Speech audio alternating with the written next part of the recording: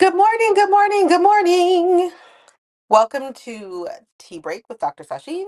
It is Tuesday, it is tea time, or whatever your drink of choice is. It is a space that we cultivate for peace, community, and put the social back in social media. So, good morning. Welcome to Tea Break. I am your host, your drinker with her, and we are today going to be drinking hot chocolate. So, give me just a second, making sure we're live in all the places. And it would appear, at least I am live on YouTube, which is where I'm supposed to be live. That's where I'm supposed to be. Though Facebook is trying to tell me that it's going to connect. We don't know about that. We don't make any promises about that. What we do is there. I don't even get my own notifications. You would think that YouTube would at least notify me that I've gone live. They don't. They don't. So hopefully I'm live. I can't seem to see it. Give me a second. Hello, whoever's out there watching. Give me just a moment. I'm trying to make sure that we hit live on YouTube. I've had some technical issues this morning in various spots. So, not just with YouTube. Aha, there it is. There it is. Okay. Good morning, everyone. Let me turn that down, but at least it is live. So that's a plus. That's all I cared about. So how are we this morning? It's very cold in my little neck of the woods. It is 20, no, it's currently 50, what 51 or 48, depending on which of the weather apps I look at. When I woke up, it was 27. So it is cold, cold morning, but it's supposed to be much nicer today. So hopefully we're all in the warming phase. I know it's been kind of chilly in some not usually so chilly places. I'm moving the microphone. Move the microphone over. And some not so chilly places, right? So hopefully we get some chill, some a break from the chill. So this morning I am drinking not tea. I know it's called the tea break, and I usually drink tea, but I'm gonna be drinking some of that lovely hot chocolate because it's hot chocolate weather. I think it's that kind of we are oops, sorry. We are at that place in the year where I can legitimately drink as much hot chocolate as my little body can stand. And I really do love hot chocolate, so this works out well. What are you drinking? Drop it in the chat. Let me know you're out there. Let me know what's bringing you to the tea break this morning. And yeah, we're gonna make some tea. And if it's just me, then I will talk about some interesting things. Hopefully, and if you play the replay, say hey from the replay. Let me know that you're out there. Hi in the future. If you watch this replay, if you join me live, say hello. But so we're doing this Om Superfood Mushroom Blend, stress relief, immune health, hot chocolate. Because I woke up, my eyes are a little gritty this morning, and because one of my dear friends has mentioned it several times, I'm trying oat milk in my hot chocolate this morning. So I got the Chobani extra creamy because I tend to like I got my almond milk. I like it extra creamy. So I'm trying the Chobani extra creamy this morning as we are warming it a little bit on the stove. And then the cup of the morning are my little birds from an old friend. Our hearts are very old friends. So if you ever see this, wherever you are in the world, I still use the cup that you gave me. Okay, so what are we talking about this morning besides the fact that it's cold? And you know what? My bones are telling me it's going to be a hard winter. I think it's going to be a harder winter for some of us this year than it has been in a while. And it's not necessarily that it hasn't been a hard winter, but when I was growing up, I know back in the day, but what can I say? When I was growing up, though, in the Midwest, we had snow days packed into the schedule. I mean, packed into the schedule for a reason. It snowed. Like we had a couple of hills that were pretty good size, and they would get packed out with snow, and people could go sledding. So I haven't lived in a place in a while where we've gotten significant snowfalls consistently. When I lived in New York, the first year we were there, we got really some significant snow, but then every year after that, less and less snow. And in fact, sometimes we didn't get any snow. It was just like a dusting. So, hey, good morning, Cicely. Um, so it was just like a dusting of snow would come down. And then when we moved back to the Midwest, here, we had some snow last year in January, but I mean, it was significant in the moment, but it was gone in like a week or two. And so It wasn't as though we had consistent snow. When I was growing up, you could set your clock by it. It was gonna start snowing sometime in November, and it was gonna keep snowing. And it was gonna snow and snow and snow. I used to own fleece-lined pants. I used to own these things called yak tracks, which you would snap to the bottoms of your shoes for the ice, because it wasn't just snow, of course, it was snow and ice. For the ice, getting around on the ice, I used to have um big coats that were fleece lined and that were flannel lined jackets. Like we had all the things because it used to get cold and snowy here. It hasn't been that way in years. I had big old coats, right? Yes, it is so cold. So like I was just saying before you came in, it's 48 here now, but when I woke up it was 27. It's cold. But I just feel like we're going to get more. I think it's going to be a little bit of a harder winter this year. Sorry, I'm also gonna make my hot chocolate because I really do want it because I'm cold. So it's hot chocolate this morning. I was just saying, I really think it's gonna be a harder winter this year. My bones are talking to me in a way that they haven't since, since I've been back here. So Kansas did get some snow last year, but nothing like when I was growing up. I remember snow days. Like we had serious snow days when I was a kid. There wasn't this, oh, nobody knows how to drive in the snow. No, no, no. It's because nobody could move in the snow. That's why we had snow days. I come from that generation when those snow days, we would sit in front of the TV at night praying that our school would be on the ticker at the bottom so that we would not have to go out in that snow and stand at the bus stop. That's me. I remember those days. Very distinctly remember those days. Anyway, so, and hoping that doesn't return. See, thank you, Carolyn. We used to measure snow in feet. We would be out there like in our, it's just crazy to me how much people don't know how to drive in the snow. When we were growing up, it was just how did you get around if you don't know how to drive in the snow? There's so much snow and it's just everywhere. I remember my first year in New York, like I was saying, we was the first year I lived in New York, we had a mountain of snow. I was downstate on Long Island. We had a mountain of snow. It was literally there was so much snow. But every subsequent year that I was there, we didn't. It got less and less, less and less. I wear cuddles in winter, not sure how that's gonna work out with perimenopause. Hey Michelle, good morning. You're not late. Just you're perfect. Okay, so I'm having hot chocolate, ladies.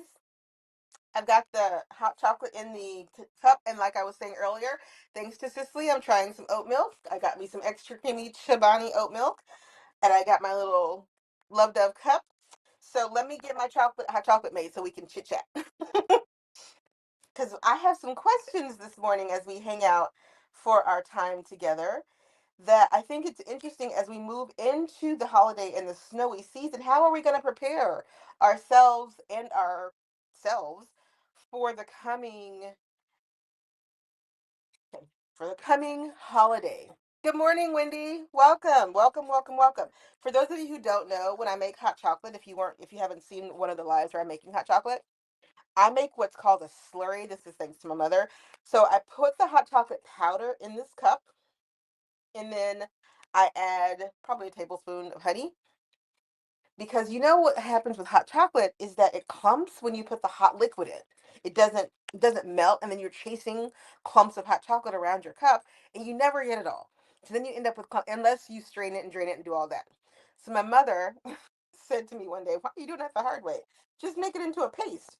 Sure enough, that woman, our mothers do sometimes know what they're talking about, don't they? That woman said, "Make a paste." So here you go. This is my hot chocolate paste. Hot chocolate, mushroom hot chocolate this morning. Hot chocolate and a little bit of honey, and I just turn this into a paste. Uh, uh.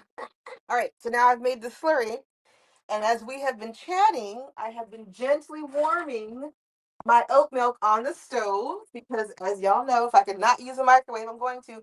I'm not anti-technology, but microwaves just make everything taste funky. And it cools it faster because the way things heat in the microwave isn't designed to keep heat in. It's just designed to warm quickly and give you the illusion of heat. And then it just dries it. Anyway, so I have a pot, as you can see, it's steaming, of gently warmed almond, oat milk that I'm now pouring into my slurry. Perfect. All right. I now have a drink that is going to need some time to cool. But as usual, while it's cooling, we can keep chit chatting. Okay, my city of Syracuse. Let's see, hang on. My city of Syracuse, New York has a national weather people here. I've heard that y'all are going to get some snow. And this is what I was saying about being downstate New York. Like, we got really bad snow the very first year I was there. But by the third year, like the winter of the pandemic, the shut in, I don't think we got any snow, hardly. I think it was dustings, not like the snow we had gotten. So we would get these dustings. Oh, Wendy, you may share wherever you like. Go right ahead.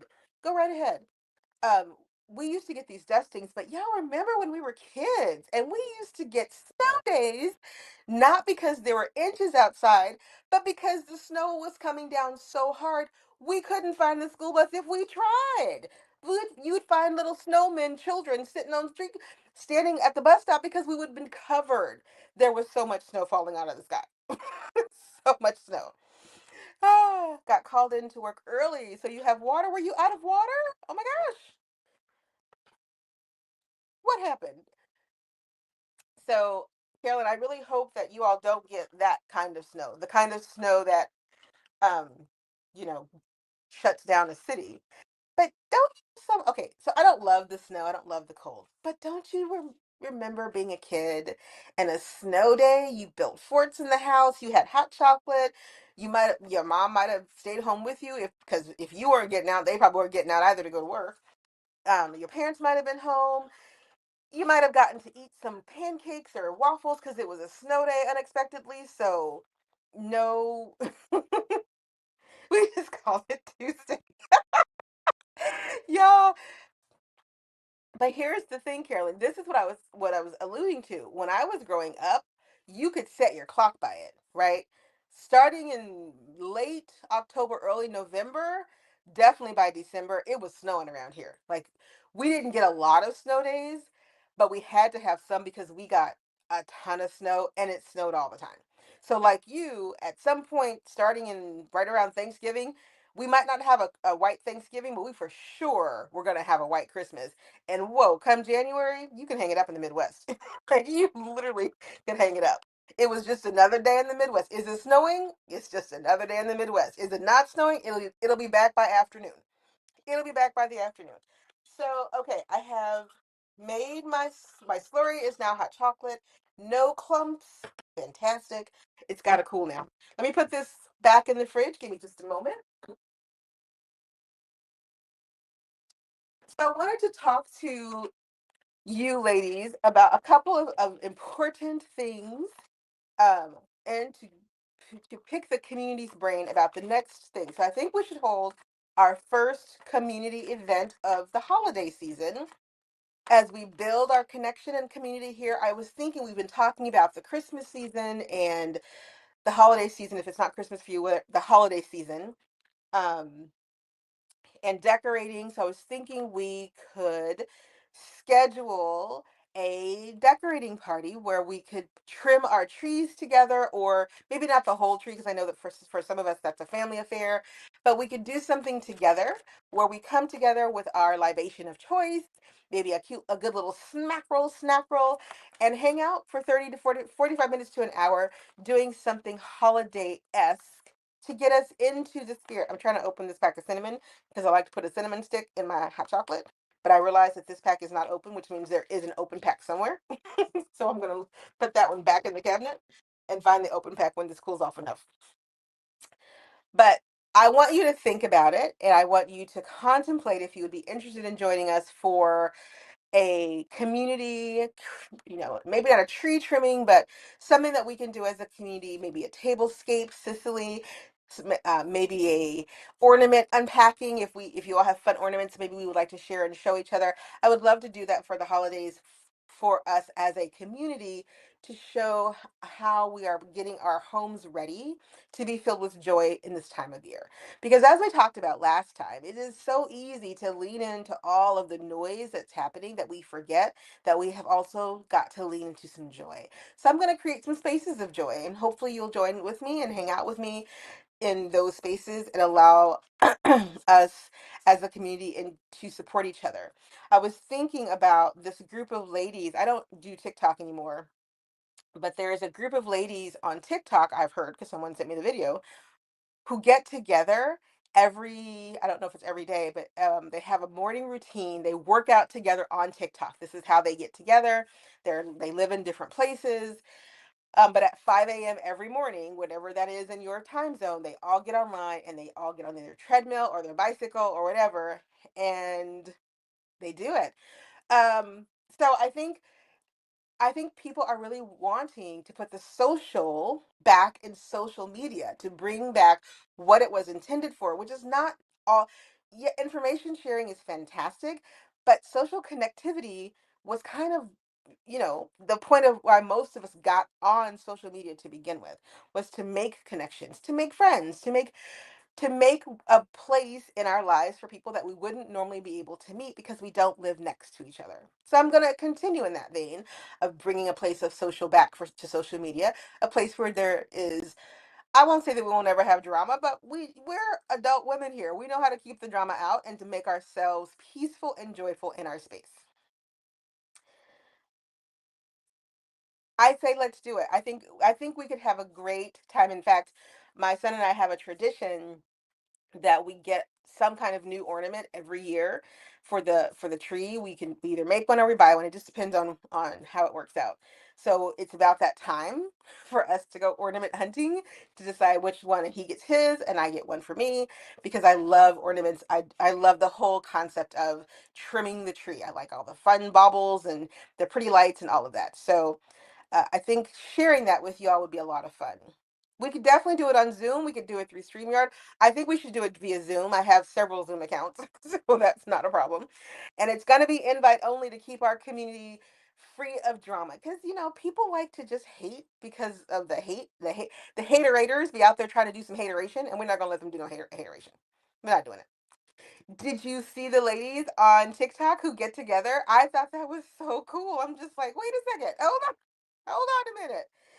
You all get up, no matter what time zone you're in. The meeting time is the meeting time is the meeting time, and the meeting time is the meeting time. And they get up and they work out and they're holding each other accountable in their fitness goals. And more importantly, they're bringing the social aspect of social media to to bear for something good, right? To uplift instead of tear down, to support as opposed to criticize, and I love it. I think it's so cool. Zoom would be good. Okay. Like I said, I have several Zoom accounts, so I can definitely make the Zoom. I can make Zoom happen. November is a little crazy in terms of timing for me, but I'm thinking that as we get towards the holiday, towards Thanksgiving at least, I know a lot of people wait until after Thanksgiving before they do all their shopping and tree trimming and whatnot. So maybe we'll shoot for the day after Thanksgiving when everybody's off anyway, because technically the world is shut down. I know I'm off work, so my classes are out. So I'll put a poll in the community about the date, the day and date, and we'll go from there. Thank you. I was tootling that around, and we'll work out the details. Definitely work out the details. Y'all, I had curls this morning. I don't know where they went, but they have all fallen out at this point. All right. So another piece that I wanted to chit chat with the community about, which I think one of the things I want to do as we build this community is be a resource for each other for information, for goings on. I want to support you all. I want to feel like that you all are part of my extended world, and I want to give information but also to receive information that allows us to grow our lives into joyful spaces, into peaceful times. So one of the things this week that I was thinking about is we are a community of women who are at various stages, either will be in perimenopause or out of menopause. Thank you. Um, oh, hang on. So, Michelle, I was thinking maybe the day after Thanksgiving, which tends to be a day everyone is off. but I'll put a poll into the community post and I'll put a couple of days in there and we can pick the one that seems to work the best for everybody. And just recognizing that, obviously I'm gonna have to make sure that my schedule works. But I know I'm off the day after Thanksgiving because usually everybody's off the day after Thanksgiving because there's an assumption that everybody's gonna be shopping, right?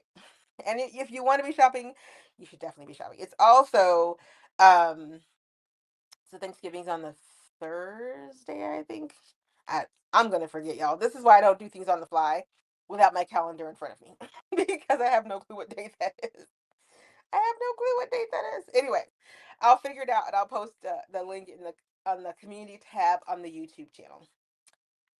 Where was I going? Oh, okay. So being a resource. So we have women in our community who are everything from premenopause to perimenopause to full blown menopause to post menopause, and I that's not really a thing according to the to what I've read and the research. Menopause is actually a moment, it's not the whole thing. Perimenopause is what they call all of those years until menopause. It's the PERI menopause is what they call everything up until the event. And what they call menopause is the event where your cycle stops. That you no longer have a cycle and you're no longer needing hormones to suppress those cycles. So um we all just call it menopause. We can call it which one to call it. I don't really care. I don't really care. But there have been developments, right? Like they're taking the black box warnings off hormone replacement therapy and a lot of things the narratives around this time are changing. I know that women in this community are in various stages of this. I'm in various stages of this. Not my friend, don't love it, but it's here, right? It's doing its thing. And I was having a conversation, and the reason I decided to bring it up is because I had a conversation with someone in our community, and then I had another conversation with a good friend of mine who got love her so much. She's like, I would come to tea time, but I can't because I'm in Canada and I'm 2 hours ahead of you and I have to work. And I'm like, you know what? Just tell me you have a meeting that day. Tell me you have a meeting. Anyway, we were talking about magnesium. And it's so interesting to me that this is coming up so much in my world because I was, like I said, I talked to someone in our community about it, but I was also talking to my friend in Canada who started taking magnesium, magnesium glycinate to be exact, because we're told we need magnesium for we lose magnesium, we lose magnesium, we lose magnesium, we need to supplement, we need to supplement, we need to supplement. I'm the same way. Took magnesium, took magnesium, took magnesium. Here's what I didn't know, and I would love for you all, if you find information that you want me to look up and whatnot, I'd love to do things like that. But part of finding our peace is finding a way through some of the things that are making our lives disruptive, and menopause makes our lives disruptive. I don't know about you all, but I have all kinds of things that have taken place now that I'm in perimenopause, right? And so one of the things that I did was I took started taking magnesium glycinate because I was told women lose magnesium and we needed to take it. And then I realized because I ran out of magnesium for a week before I could get more in, and I went off magnesium, and there was a significant change in my perimenopausal symptoms. Not just a minor change, a significant change. So that got me going down a rabbit hole because I wanted to know, could there be a connection? So I ran out of magnesium. Just for the full disclosure, I don't get hot flashes, I get night sweats. Or I did get night sweats, and this is the key. So I ran out of magnesium for a week. Couldn't take it, didn't have it, couldn't take it. In that week, I noticed I did not have hot flashes. They didn't just go away, they gradually petered out. But all of a sudden, I didn't have hot flashes anymore. I didn't put two and two together until I got my magnesium back in, and then I started taking it again, and guess what returned? My hot flashes. So then I'm like, oh, I need to go down the rabbit hole. Like, something's up here. So then I start reading the research on the connection between magnesium glycinate and there's another one. I think it's magnesium caltrate, maybe. Anyway, magnesium and symptoms of perimenopause: hot flashes, night sweats, um, more intense dreams, all these kinds of things that are that I don't know, that I didn't know could be associated with magnesium. And here's what I found. There is a very mixed bag on the effectiveness of magnesium, number one, but more importantly, number two, there is extraordinarily contradictory information on the use of magnesium as in your perimenopausal years, because there are enough anecdote like there's enough anecdotal evidence that it actually exacerbates some symptoms in perimenopause. And I found that to be fascinating because I think we take things because we get told by our doctor to take them. And I'm not knocking doctors, so please don't. There's a doctor in front of my name for a reason. But we don't. We what we forget is that conventional wisdom is usually based. Let's be clear on male bodies, number one, and men don't go through menopause, so that's number one, and it's also based on not always a preponderance of evidence or facts, but more so a well, we this should work for you. It should work. For example, I know a lot of people take a certain vitamin um, that has a component called rhizo. It's rhizo.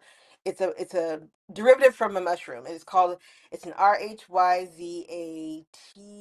Anyway, it's on the label of many of the over the counter medicine that purports to help you not have hot flashes or night sweats. Okay, I was prescribed that by my doctor, who said, go take estrogen, which has this rhizo, whatever it's called. Go take it. What they don't tell you is that not everyone can take it because it causes heart palpitations. I was one of the people who it caused heart palpitations in. So I start taking this, and all of a sudden, my heart is pitter pattering all the time. And I already have an enlarged heart, but I don't have arrhythmia. So I was like, I don't think this is supposed to be happening. I called my doctor and she's like, stop taking it. Like ASAP. It is causing arrhythmia. You need to stop taking that. So there's a vitamin company that has a cool, it's called Minocool, Minochill vitamin supplement, and one of the first ingredient is the thing that causes my heart palpitations.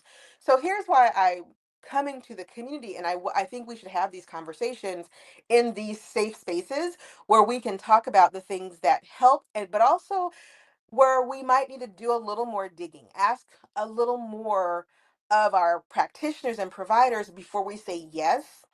And as Cicely says here, listen to our bodies. I don't think I ever would have put two and two together about night sweats and magnesium if I hadn't literally for a week just fluke ran out and couldn't get it in fast enough to keep taking it. And I've been taking magnesium for years, and this is key. I have been taking it for years without a problem. It's only when I went and when I started going into menopause that it became an issue. And that is interesting because that's what the research was talking about. That's why it's such a mixed bag. There's there seems to be a connection for some women in magnesium exacerbating their perimenopausal symptoms who were fine on magnesium before they got pushed into perimenopause, right? So how would you know? Listening to our bodies so important at this point in time, and the conversations around menopause and perimenopause have been so backroom. Like our doctors didn't really know what to say to us because they weren't talking about it and we weren't talking about it in public. All we knew is that our mothers went through the change and that was it. But there's so much information that we don't know. But even the information that we do know does the contradictions are something that we should talk about sometimes. Like what works for you may not work for me, and what works for me may not work for you. And I think the blanket is that, oh, this will work for you, just try it. I got heart palpitations off some stuff, y'all. I'm not gonna try everything anymore. I'm usually good about not trying things. But like when your doctor prescribes something and says, "Oh, go try this," and you don't have a history of anything that should contraindicate that, you go try it. And then you end up with these heart palpitations and you're like, I'm not going to try this no more. We're not going to do that. So, what are some of the ways that, and you don't have to answer this. I'm not, you definitely don't have to answer this, but I just want us to have the conversation. This will be a safe space to have these kinds of conversations because if you're not in menopause yet, you will be. If you've already come through menopause, maybe you have some wisdom that we don't. If you're actively in menopause, We will help each other lift this boat. Absolutely. Just a moment here. I've got commentary. Magnesium from natural food works much better for me. Yes, sprouted pumpkin seeds and avocados. I can't take most supplements. Yeah, I started taking magnesium supplements because I was diagnosed with an autoimmune disease, which we come to find out was a misdiagnosis. So I was actually taking a supplement that I didn't need to take. But since I'd already been taking it and it didn't seem to be having a problem with it, it was like, okay, just you can keep taking it. But like you, Michelle, we eat a ton of avocados, I eat a ton of seeds. So I too, like Cicely, I think said she was getting way too much magnesium from different sources. I think I was also getting way too much magnesium. And when I started taking the supplement on top of that, my body just said, enough. Like, I don't need this. I got to figure out how to get rid of it. So I'm going to make you sweat through clothing and your sheets, 3 or 4 times a week. That was not pleasant. So glad I don't do that anymore. But when I went looking for answers about why this was happening, there were definitely enough studies and conversation talking about some of the ways that magnesium does not help when you're perimenopausal. That I was like, okay, some of us are going to be in that small percentage that doesn't get the help, right? And if we're too afraid to speak up and say, this didn't work for me because I'm one of those small percent, then the person out there who might also be struggling and not realize, oh, maybe it's the magnesium, can't can't go, oh, beacon in the night. Hello over there. Thank you for standing up and showing me that I'm not the only one on fire with this particular symptom. I'm not alone. And that's so important, especially as we go through this change. It's so important to not feel like we are alone and just floundering out there without someone to talk to about what are some really life-changing, just life-changing symptoms that women are going to go through, sometimes for a decade, y'all. A decade. Seriously. Let's see. I developed a belly. Oh, listen. And nothing changed. I added natural food magnesium and apple cider vinegar each morning. I have tried the ACV thing. I cannot do it. It's the vinegar. My whole being just like seizes up. Cortisol was out of control. Adding more protein. Oh my gosh. Can we talk about protein? Because that's something that I also, as I was reading, because now I have the global menopause playbook, which I have for sale on my Gumroad site. I'm going to have to add an addendum because the more research I do, the more reading I do, there's so many things that we just don't talk about when it comes to menopause. And protein, ladies, we're not eating enough protein, and my doctor's like, I don't think you're eating enough, period. And I'm like, well, why not? Because I feel like I'm eating all the time. And she's like, I don't think you're eating enough food. And so I started tracking my food, just my basic food intake. How often am I putting food in my body? Y'all, I was not eating enough. I think I'm eating enough, but I grazing. I'm grazing a lot, but I'm not eating substantive things on a regular basis. And my doctor is like, you have to start eating more frequently. You just have to start eating more frequently. Because my complaint is I I am heavier than I've ever been. This is the transparency moment. It doesn't bother me. It is what it is. But I'm heavier than I've ever been. So how come, and it won't go away? I'm working out. I'm, doing yoga and I'm doing my stair stepper. And I might lose a half an inch of an inch. Not a whole inch, but a half of an inch of an inch. I might lose that. And she's like, you need to eat more. You just need to eat more. And she, I don't know if she's right or not. We're gonna figure it out. We're gonna figure it out. But I will say, I want to have a place where we can have the conversations that allow the anecdotal evidence to come to the surface. And we can unpack it and look at it and flip it around and say, did this work for you? And we can say, this did not work for me. So, for instance, the apple cider vinegar, I can't do it. I can't do it. I've tried it over the years. I I have a whole bottle of Bragg's in my cabinet for various things that when I need it, but on a daily basis, that literally made me ill. It made me feel sick most of the time. Most of the time, it made me feel ill. To 10 years off. Oh my gosh, look at you. Hang on a second. ACV with honey and cayenne pepper. I can't do it, ladies. I wish I could. I hear this is fantastic, but I can't do it. I can't do it. Right. So this is my doctor to her point. What she's trying to say is you need to eat because part of perimenopause suppresses our appetite because we're constantly tired and sleep deprived and stressed and our hormones are everywhere. And she said women forget to eat all the time because there's so many other things going on and they don't realize this is another symptom of perimenopause. The list of perimenopausal symptoms is growing, y'all. It's growing. You got a frozen shoulder, perimenopause. Okay, time for some hot chocolate. Chocolate drink. Oh, that's so good. That's so good. Oh, mm, mm, mm. Sicily, kudos on the oat milk. That adds a nice unctuousness to it. Man, that chocolate is so good. Okay, so I think it's really important as science is catching up. This time, I think science really is catching up.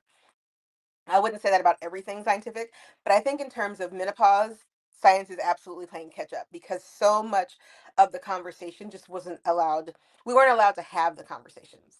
Doctors weren't allowed, they weren't listening because they weren't being told in med school like serious, this is a serious thing. This isn't just a, her hormones are out of whack, she'll be fine. This is a real biological change happening within women that affects every system of their body. So I think now that science is starting to catch up with the realities of what menopause actually looks like, that we're going to have some great conversations. And I'm excited about the possibilities of the future. Other countries treat menopause very differently than we do here in the United States. And so I think it's important to remember that it isn't a stigma everywhere. Like it's not that we're ever across the world women aren't being listened to. In this instance, across the world women are being listened to. It's in the states where we weren't really being listened to. And we want to lean into the anecdotes, right? Because sometimes the anecdotal holds the key to what we need individually for our circumstances. And I think it's so important to remember that so much of medicine was based on men's physiology. We're not men. I got some bits and bobs and pieces and hormones that are unique to being of this particular biological persuasion. And as we learn more and we grow more and we talk to each other more, I'm excited about how we can help each other in this space to continue to grow our education. And maybe we become a force out there in the world and say, hey, listen, we're talking about some stuff that impacts you. You need to get on in here and have this conversation with us. I fast when I can, and I'm learning that I need to eat more. She's like, you need to eat. Yeah, she didn't say frequency. She just said you need to eat. Like you need to eat. Like you just when you get hungry, pick up food. Don't pick up a handful of peanuts or cashews because oh, over here on the side, one of my favorite things, roasted and salted cashews, which are great, but they're not necessarily all that my body needs, right? To function at its optimal. And I swear it's just we gotta we gotta listen to our bodies. Cicely was absolutely right. We have to listen to our bodies. Our bodies are talking to us. All right. I have kept y'all way later again. Again the late. Again with the late. Yes. Yes. And we know this, right, Carolyn? Like we understand. We're all intelligent women here. We understand the science that says if you starve your body, it holds on to the fat because it thinks you're trying to starve it and it doesn't know when it's going to eat again. And yet we know that intuitively, but instinctively we don't eat because we think, oh, I'm heavier or I'm tired or it's too late at night. Like we get into all of these rules, regulations, and restrictions, and then we just end up not eating because it's too much work. It's too much work. And then we forget to eat. We forget to eat. And it's so important. It's so important to say to each other, did you eat today? Don't be surprised, y'all, if I start posting in the community post, did you eat something yet? Yesterday, I think it was yesterday, it might have been Sunday, that I took a mid-afternoon break and I posted my tea and my blueberries, and I was like, "Okay, are we eating anything right now?" Because it's so simple to not eat. And then, in fact, because we are overly stimulated with information overload on so many levels, the suppression of our appetite should come as no surprise to any of us, because food just feels like another thing you have to do when the whole world is something that you have to do, right? And I don't want to have to do anything. So I'm gonna sit over here and I'm gonna drink this, but then not eat. I'm gonna go eat. I've been up since 6 o'clock this morning. I'm gonna go eat. Not 6 o'clock this morning. I've been up since 8 o'clock this morning. and you know, and then we're gonna go. So I'm gonna definitely go eat. Thank you. These are important conversations. And I feel like this is a space where we want to have the kind of conversations that will change our lives, that will allow us to lean into these years together and come out joyful and peaceful on the other side. Because I am on a mission that the women in this community and who become part of our community come out of transition better than we are going through it. And it is so important that we share. I am a scientist at heart. I'm going to go look for the data. I'm going to go look for the connections. I'm going to look for the causes, and if those aren't there, I'm going to look for the correlations, and I'm going to bring them back to you and say, here's what I found. But I'm also going to honor and say, but anecdotally, just because I can't take Minichill because of the ribosome mushroom thing that gives me heart palpitations, hundreds of thousands of women can. So if that works for you, take it, because it's so unique. And I want you to feel supported in the decisions that you have to make for your body. So I'm excited to be a part of this conversation with you all. I think we need to have a good space where we can have those conversations together, and I think we're going to all come out of it looking fantastically happy and peaceful and joyful. All right. Y'all know I got something at noon. I'm talking like I ain't got nothing else to do today. Thank you so much for joining me. If you are new to the community, please subscribe to the channel. Join the community. We come live every Tuesday. As you can see, we hang out. We talk about all kinds of things. Today just happened to be about menopause. um, but we are a place of peace. If you want to bring your drama, this is not the place for you.